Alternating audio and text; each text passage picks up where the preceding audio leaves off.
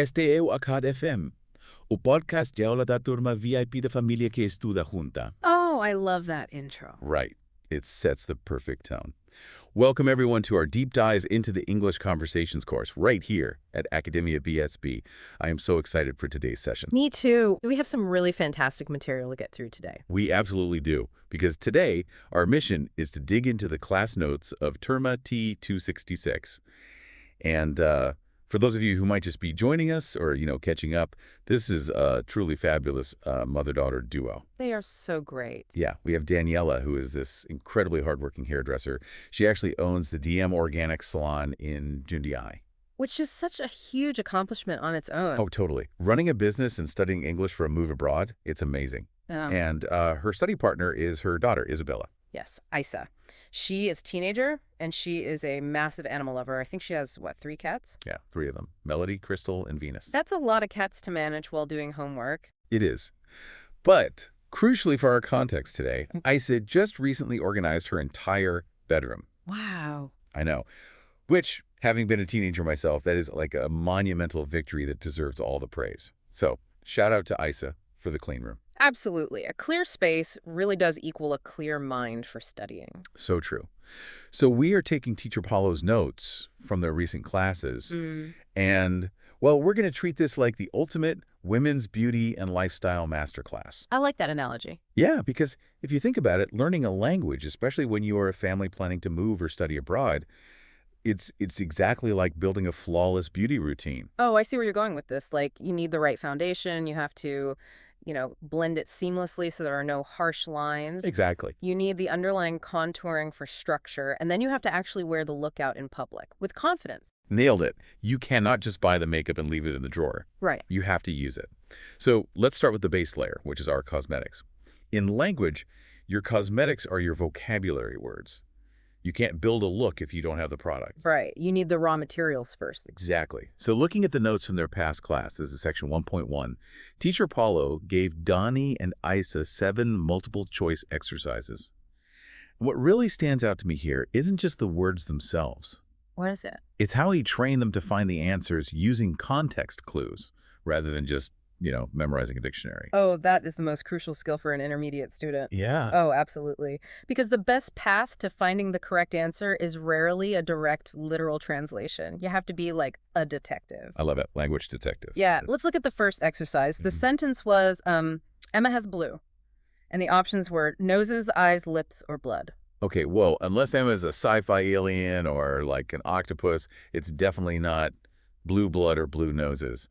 Right, exactly. The structural context requires a body part, but the logical context requires a body part that is naturally pigmented blue in humans. Right, so eyes. Yes. So eyes is the only logical, scientifically accurate choice there. And the same logic applies to the fourth exercise, which was she wears a crown and smiles at everyone. Okay, so if you see crown and you are in a fairy tale context, your brain should immediately jump to princess. Exactly. Even if you don't understand the word wears or smiles. Precisely. It's about anchoring onto the words you do know to deduce the ones you don't. That is how you survive in a foreign country. Yeah, that makes so much sense. But speaking of things that require some detective work, let's talk about the irregular plurals in exercise 6, because this is something that constantly trips up Brazilian students. And honestly, English learners worldwide. Oh, the plural detective work? Yes. I get so many questions about this because the standard rule is just, add an S. Right. Car becomes cars. Yeah. Simple. But then we have women becoming women and man becoming men. It changes the whole vowel. Why do we do that? It just seems so unnecessarily complicated. It does seem that way, but it actually dates back thousands of years. Wait, really? Yeah, to Old English and its Germanic roots. There was this linguistic process called I mutation, or laut. Okay, laut. Sounds fancy. It's just a sound shift. Basically, to make a word plural back then, speakers would add an is sound to the end of the word. So it was like, man is. Oh, I see. But over centuries, anticipating that high is sound at the end actually caused people to shift the vowel sound in the middle of the word. They were getting their mouths ready for the is. That's crazy. Yeah. And eventually, the is ending faded away entirely, but that changed middle vowel, like the A becoming an E in man to men, it stayed behind, like a fossil. That is wild. So it's not just a random mistake somebody made that stuck. It's literally a 1,000-year-old pronunciation echo. Exactly. But wait, what about the fish? Exercise 6 also mentions fish, one fish, two fish. It doesn't change at all. Did the fish, like, miss the mutation memo? The fish is a completely different kind of fossil. Oh, do tell. So, in Old English, many animals that were hunted for food or sport were treated as mass nouns. Like water or sand. Yes, exactly like water or sand. You wouldn't say, I caught 3 fishes for the same reason. You wouldn't say, I drank 3 waters. You just caught a lot of fish. Oh, wow. And that rule survived for things like deer, sheep, and fish. So, confirming the answer key from Teacher Paulo's notes for the class, the correct plurals are indeed women, men, and fish. I love knowing the history behind it. It makes it feel less like a punishment and more like a, I don't know, a secret code. It really does. All right, so let's look at the new cosmetics we just brought home from the store, which is the vocabulary from the current class, section 1.2. And I don't want to just list these words. I want to see them in action. Okay, I'm game. Let's build a little narrative set in Donnie's salon, DM Organic. That is a great strategy. Contextualizing new vocabulary in a familiar environment, it drastically improves retention. Let's group them by their function first. Good idea. We'll need verbs for the actions, nouns for the things, and adjectives for the descriptions. Okay, let's set the scene. Donnie is at the salon. She needs some verbs. Well, she needs to have, which is ter. She needs to be, which is ser or estar. Right. And when she is consulting with a client, she might need to agree concordar. Or, if a client wants a terrible haircut, she might professionally need to disagree, discordar. Hopefully not too often. And what about the nouns in her world? The objects and people in the salon? Okay, the people walking in could be a man, home, or a woman, Muller. Maybe she has a pet fish, Pesh, in a little tank in the waiting area. Oh, I like that. Very zen for a salon. Right, and her tools are her comb, pente, her brush, escova, and her hairdryer, secador de cabello. Notice how literal English is there, by the way. A machine that dries hair is just a hairdryer. I do love the literal words. So much easier. And who are these clients she's seeing? Maybe one is a princess, princessa, or a musician, musico, and they all live somewhere, right? Either a house, casa, or an apartment, apartamento. Okay, we have our verbs and nouns. We just need some adjectives to describe this scene. The clients could be funny, engraçado, or serious, serio. She could have both, ambos. And on a busy Saturday, she will have many or lots of muitos. Awesome. Let's put this into practice. I'm going to create a lifestyle sentence using 2 of those target words at a time. Let's see. How about the serious woman uses a hairdryer? Very relatable for a busy morning at DM Organic. Right. Everyone's in a rush. Or how about the funny musician lives in an apartment? Excellent. You're creating visual hooks. Yeah. Because when the brain pictures that funny musician in their apartment, the vocabulary just locks right into place. Which brings us to the next step of our routine. Having the vocabulary foundation is great, but pronunciation is how we blend it perfectly. Yes. The blend. If you don't blend, you get those harsh, unnatural lines. Yeah. And nobody wants a visible foundation line on their jaw. And nobody wants a harsh mispronunciation ruining a perfectly fluent sentence. It's so true. And that blending is often the biggest hurdle for Brazilian students because the phonetic inventory of Portuguese is just different from English. Let's look at the pronunciation corrections from the past class, section 2.1. Yeah, I saw this in the notes, and it's an absolute classic. Tree versus 3. Honestly, sometimes I just want to say tree for the number. It takes so much less effort. Oh, I know. It does take less effort, but it completely changes the channel of communication. How so? Well, if you go to a cafe and ask for tree coffees, the barista's brain briefly visualizes a plant with leaves before they figure out what you actually mean. No, that's true. The mechanics in your mouth are entirely different. Okay, walk me through the mechanics then. What is my mouth actually doing wrong when I say tree instead of 3? Okay, so for tree, the plant, your tongue is flat. It's tucked safely behind your top teeth. It's an explosive T sound. Tree. Okay. But for 3, the number, your tongue must come forward. It rests slightly between your upper and lower teeth, and you have to force air over it. You're practically spitting a steady stream of air. 3, 3. Oh, wow. Yeah, I can literally feel the air on my hand if I hold it in front of my mouth. Exactly. That airflow is the friction that makes the TH sound. It's the same reason we don't confuse a booth at a restaurant with boot you wear on your foot. If you don't blend that sound correctly, the listener has to work twice as hard to understand you. That is such a great tip. And Teacher Paulo also tackled those long, tricky words where we tend to just, like, swallow the middle syllables, like usually. I always hear people say usually. Yes, the tendency is to rush. We want to get to the end of the word. but it needs to be broken down to its core beats. Right. Usually. 4 distinct syllables. Usually? Perfect. And the same goes for the country, Belgium. It's often mispronounced as a 2-syllable word, like Belgiumen, but it actually requires 3. Belgium. Belgium, yeah. It sounds so much more elegant when you hit every note, doesn't it? It really does. Okay, let's look at section 2.2, the target words from the current class. The goal teacher, Paulo, set for Donnie and Isa was 0 pronunciation mistakes. A high bar, but entirely achievable. The best way to practice this is the sandwich method. Ooh, I like the sound of that. How does it work? You say the target word, you use it in a natural sentence, and then you repeat the word at the end to finalize the mental imprint. Try it with apartment. All right, let's see. Apartment. A chic apartment in the city is perfect for a small family. Apartment. Flawless blending. Now let's do hairdryer. Hairdryer. A good hairdryer is the absolute secret to a perfect salon blowout. Hairdryer. Excellent. The stress on the first syllable of dryer was perfect. Well, Last one, musician. musician. Her father is a talented musician who plays the guitar every evening. Musician. Beautifully done. No harsh lines anywhere. I feel so polished. Mm-hmm. So we've got the vocabulary, we've blended it nicely. Now we need to actually wear it out in the real world. Let's look at the language usage from the notes, section 3. The notes highlight a few key survival phrases here. Things like, repeat please and can you hear me? Linguists actually call these phatic expressions. Phatic. That sounds like a serious medical condition. Do I need to see a doctor? No, it's just academic jargon for phrases we use to manage the connection rather than share new information. What do you mean? Think of it like tapping a microphone before giving a speech to see if it's on. You aren't conveying data, right? You're just making sure the communication channel is open and functioning. Can you hear me? Is basically the ultimate phatic expression of the Zoom era. That makes total sense. You just tested the mic. I also noticed this lifestyle question in the notes. Do you have beauty product in your bathroom? I have many. Yeah, that's a great example of asking about possession and then immediately confirming it with a quantity. I have many.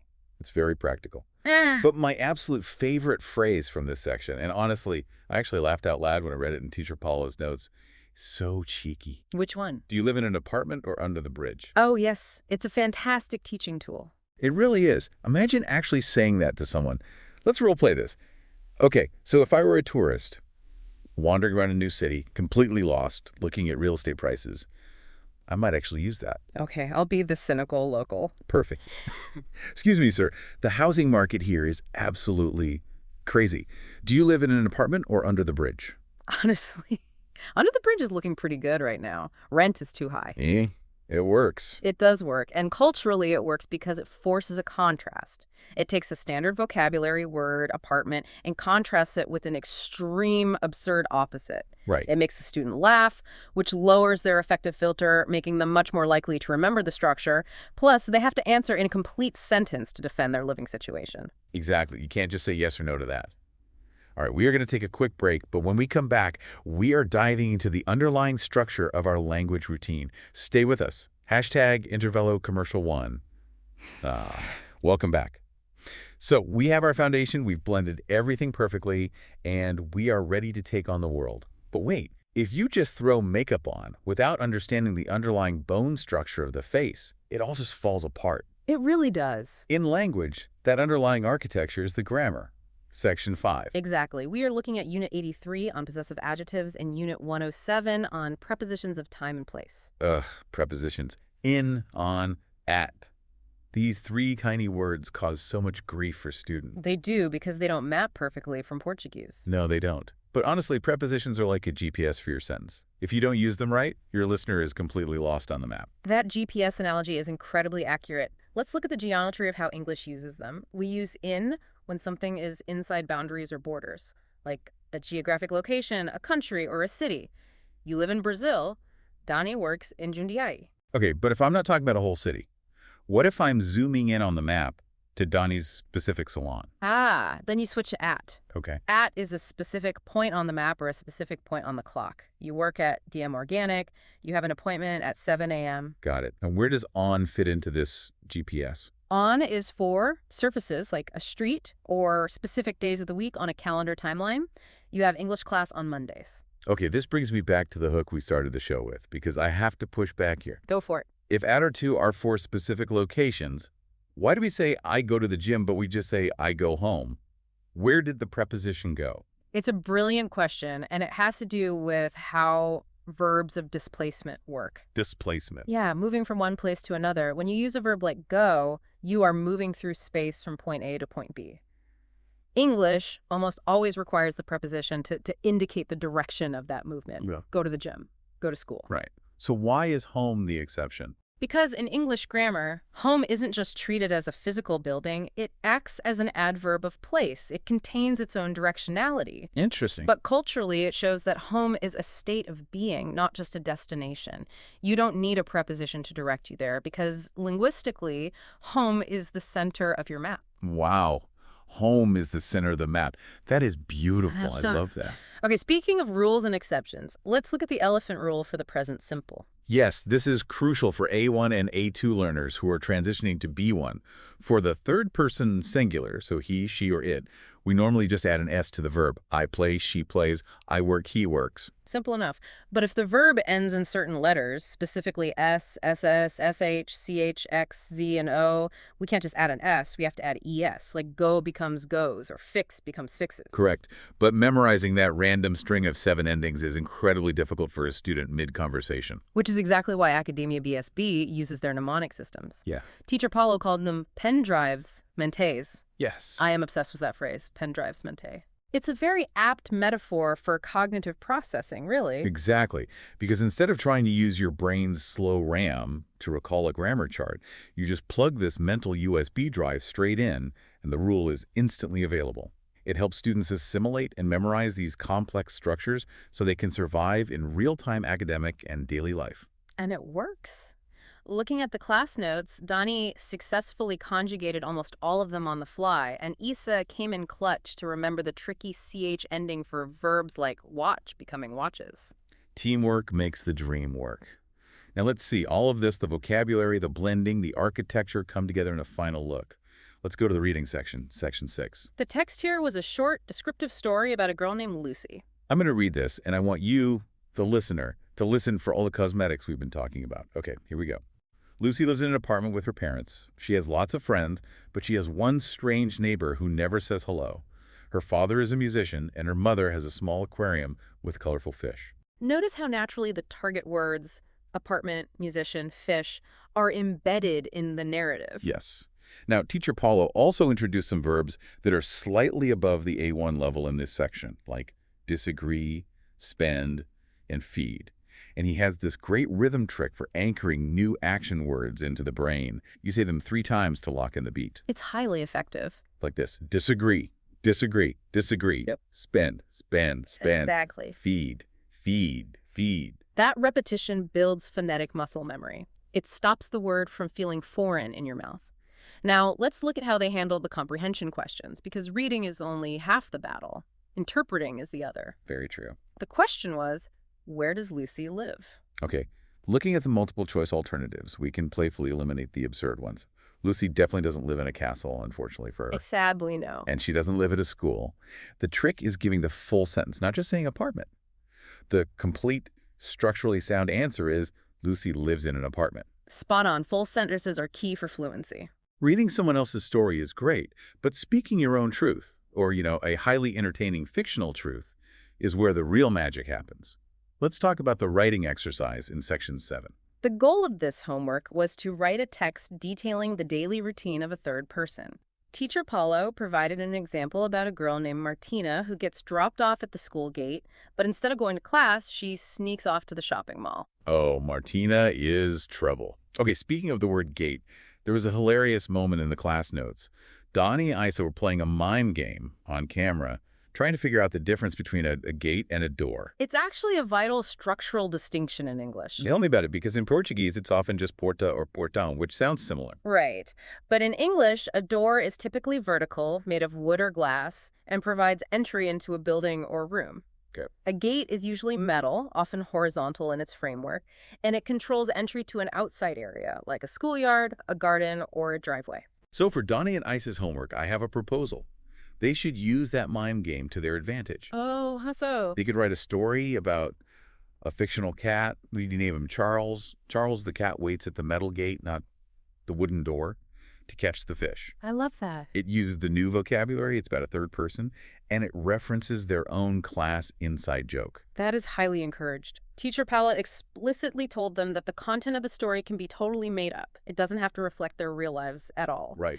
But the golden rule is that the sentences must be gramaticalmente correctas, semánticamente completas, y científicamente precisas. Gramaticalmente correctas, semánticamente completas, y científicamente precisas. I love that standard. You can write a story about a cat that drives a sports car as long as the third-person verb conjugation is correct and the sentence has a subject, verb, and object. Precisely. And looking at their overall output for this class, I have to give some serious feedback. Donnie's performance today, especially her grasp of the elephant rule and mapping out those prepositions, was just incredible. She is building a very strong foundation. She really is. And Isa was brilliant, too, scoring major points for pulling the CH exception out of her mental pen drive right when they needed it. So where does this put them on the global fluency scale? Well, mastering possessive adjectives, prepositions of time and place, and third-person conjugations places them firmly in the CEFR B1 level. B1, that's huge. It is. That is the threshold of being an independent user. They have the robust framework needed to actually survive abroad. Hard work definitely pays off, especially at AcademiaBSB. Which means it is time for the gamification segment. We all know that positive reinforcement builds habits, and Estrelas Ganharmoje. It is an excellent system, rewarding the specific behaviors both inside and outside the classroom that lead to fluency. The results are in. Donnie is awarded 25 stars for her amazing grasp of the elephant rule and for navigating those prepositions perfectly. Thoroughly deserved. Great job, Donnie. And Isa is awarded 23 stars. This is for brilliantly remembering the CH exception, A and D, crucially, for keeping her bedroom clean and organized. Because we know a clear space equals a clear mind for studying. 23 stars for Isa. Excellent work from both of them. Seeing a family collaborate like this really highlights the core philosophy of their entire learning journey. It really does. Because at the end of the day, it's not just about the language, it's about communication. No se trata apenas do idioma, mas sim da comunicação. Well, we've packed our cosmetics, we've blended our pronunciation, and we've built the grammar structure to hold it all together. Tá tudo dominado. Tudo nosso e nada deles. Até a próxima, pessoal. Before you go, think about this.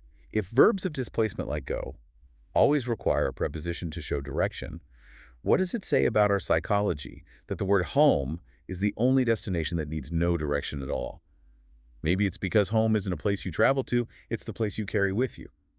See you next time on The Deep Dive.